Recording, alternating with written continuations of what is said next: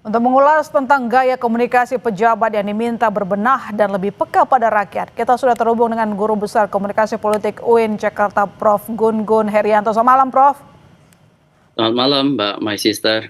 Ya, Prof, satu persatu elit politik dan pejabat negara bersuara, tapi komunikasi pejabat yang nirempati terlanjur memicu kegaduhan. Bisa meredam situasi ke depan? Iya, akan bergantung pada pola komunikasi yang dibangun ya. Ini pelajaran sangat baik sekali dari mereka yang kemudian bermasalah supaya tidak terulang di masa mendatang bahwa sensitivitas retoris ya dari pejabat publik baik di legislatif maupun di eksekutif itu sangat perlu dan signifikan perannya. Ini kan ada basis persoalan mendasar, My Sister, yaitu soal ketidakadilan, ketidakpastian, ketidaknyamanan yang berlangsung di tengah masyarakat dan itu membentuk gap ya Ya. komunikasi.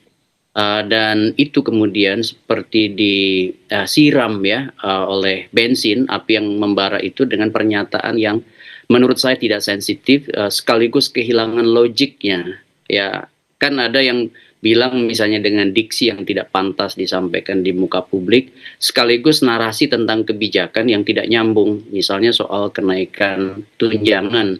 Harusnya kan jelas ya dari aspek legalnya sampai kemudian pemahamannya. Dan itu kemudian tidak bisa disampaikan oleh anggota DPR yang kemudian menyampaikan itu ke khalayak luas sehingga kemudian memantik kemarahan. Dan ini sebenarnya hanya trigger Ya. ya dari sekian peristiwa yang sebenarnya sudah berlangsung lama, yaitu soal ketidakadilan, ketidaknyamanan, ketidakpastian yang seharusnya difasilitasi oleh pola komunikasi yang jauh lebih produktif dan sensitif. Ada akumulasi kemarahan lalu kemudian dipancing lagi sama legislatifnya sehingga membuat rakyat marah, merasa disakiti gitu ya, Prof?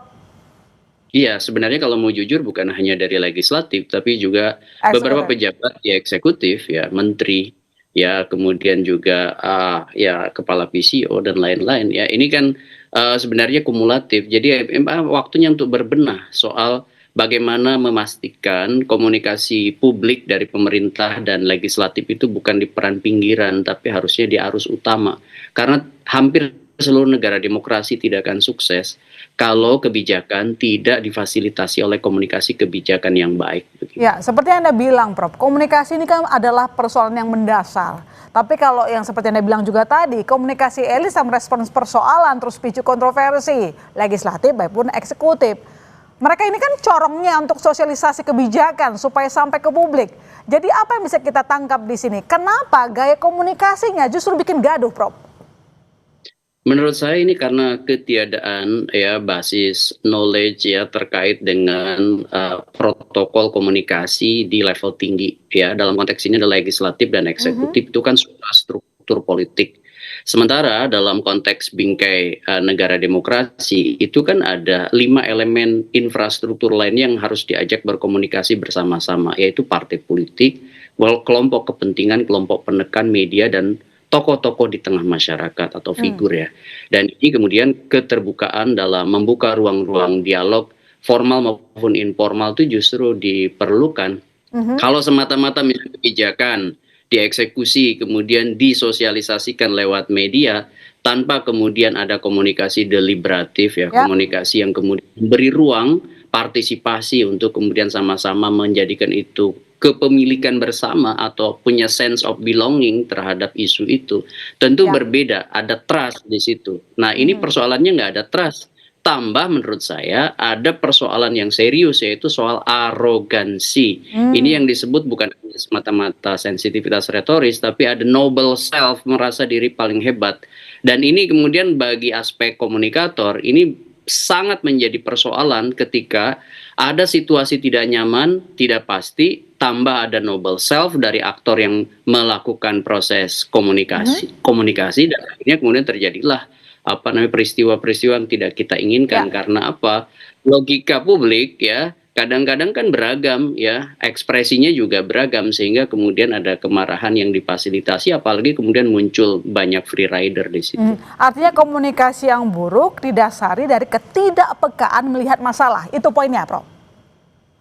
Persis ya, itu yang masih saya sampaikan. Kepekaan itu sangat penting karena tanpa kepekaan kita tidak akan pernah bisa melihat persoalan utamanya akibat apa? Selalu perspektifnya dibangun atas perspektif dirinya. Iya, Sementara padahal misalnya kepekaan itu modal menjadi pemimpin, menjadi orang yang mewakili suara rakyat gitu kan, Prof? iya, dan di situ kan letak substansi wakil rakyat, letak substansi mandat rakyat juga bagi eksekutif. Ya, mereka dipilih dari pemilu yang salah satu prinsip kontestasi elektoral itu adalah representativeness. Oleh karena itu, maka ketika misalnya mereka mewakili rakyat di DPR dan mengemban mandat kuasa rakyat Ya. di eksekutif, ya, itu maka kebutuhannya adalah mendengar ragam aspirasi yang muncul di tengah masyarakat, sekaligus ya bukan hanya mendengar tapi juga mengartikulasikannya, mengeksekusi di ragam kebijakan yang tidak hanya terjebak pada formalisme dramaturgi seremonial. Ya, dramaturgi seremonial ya cukup dengan retorika, cukup dengan drama-drama joget begitu ya. Sementara substansi kebijakan yang kemudian pro rakyat itu harus dibangun dari nalar yang kemudian berbasis pada bukti, dan evidence base itu menjadi kertas kebijakan yang lazim di negara-negara maju yang kemudian demokrasinya menguat begitu. Ya, lalu kalau kejadiannya sudah seperti ini, apa yang harus dibenahi para pejabat untuk mengembalikan kepercayaan publik, Prof? Apakah dengan tadi menonaktifkan anggota parlemen sudah cukup menenangkan publik? Singkat saja, Ya, Prof. menurut saya ada 3 yang harus dilakukan. Yang pertama, itu mereka yang kemudian merasa bertanggung jawab atas peristiwa kumulatif kemarin, baiknya memang mundur kalau di DPR, di PAW, begitu ya. Kalau di eksekutif, mundur digantikan oleh pejabat lainnya. Yang ada hope, yang masih ada hope. Kemudian yang kedua, ada tindak lanjut dari pernyataan Presiden ya. Contohnya misalnya bagaimana moratorium kunker, termasuk juga menindaklanjuti kasus Afan Kurniawan.